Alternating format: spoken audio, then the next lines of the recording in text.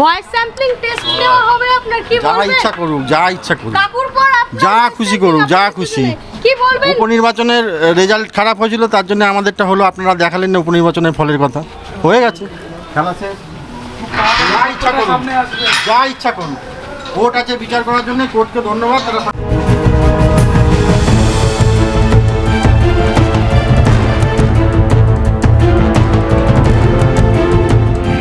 যা ইচ্ছা করুক, কোর্ট আছে বিচার করবে। উপনির্বাচনের ফল খারাপ হয়েছে, তাই আমাদেরটা হলো। সিএনএর সামনে কার্যত এভাবেই ক্ষোভ প্রকাশ ধৃত শান্তনু বন্দ্যোপাধ্যায়ের।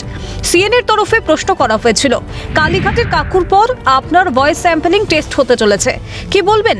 পাল্টা যা ইচ্ছে করুক, যা খুশি করুক, মন্তব্য শান্তনুর।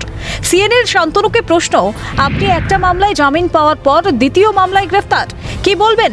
পাল্টা জবাব, বললেও তো কিছু দেখাতে পারবেন না আপনারা, কি বলবো? সন্তু গঙ্গোপাধ্যায়কেও শুক্রবার ভয়েস টেস্ট নিয়ে প্রশ্ন ছুড়ে দিয়েছিল সিএন। তার জবাব, ওরা করুক না, কি আছে, হ্যাঁ করুক। আপনি একটা মামলায় জামিন পাওয়ার পরেও আবার দ্বিতীয় মামলায়, কি বলবেন? এগুলো তো দেখাতে পারবেন না, আপনারা বলে লাভ। বন্ধু, আপনার ভয়েস স্যাম্পলিং টেস্ট করা হবে, কি বলবেন? হ্যাঁ করুক না, কি আছে, কি বলবেন? হ্যাঁ করুক। আপনাকে কি ফাঁসানো হচ্ছে বলে মনে করেন? তথ্যটা খুব শিগগিরই সামনে আসবে, দেখতে পাবেন। প্রাইমারি নিয়োগ দুর্নীতি কাণ্ডে ধৃত পার্থ চট্টোপাধ্যায় ঘনিষ্ঠ সন্তু গঙ্গোপাধ্যায় এবং অপর এক ধৃত শান্তনু বন্দ্যোপাধ্যায়ের ভয়েস স্যাম্পল টেস্টের জন্য শুক্রবার আবেদন জানিয়েছিলেন সিবিআই এর আইনজীবী জয়কিষণ গৌতম।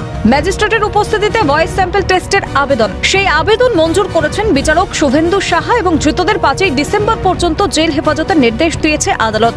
শুক্রবার সশরীরে কালীঘাটের কাকু আদালতে হাজির না থাকলেও তার আইনজীবী সেলিম রহমান মেডিকেল রিপোর্ট সংক্রান্ত নথি জমা দেন আদালতকে। ক্যামেরায় সায়ন চক্রবর্তীর সঙ্গে অদ্রিজা ঘোষের রিপোর্ট, ক্যালকাটা নিউজ।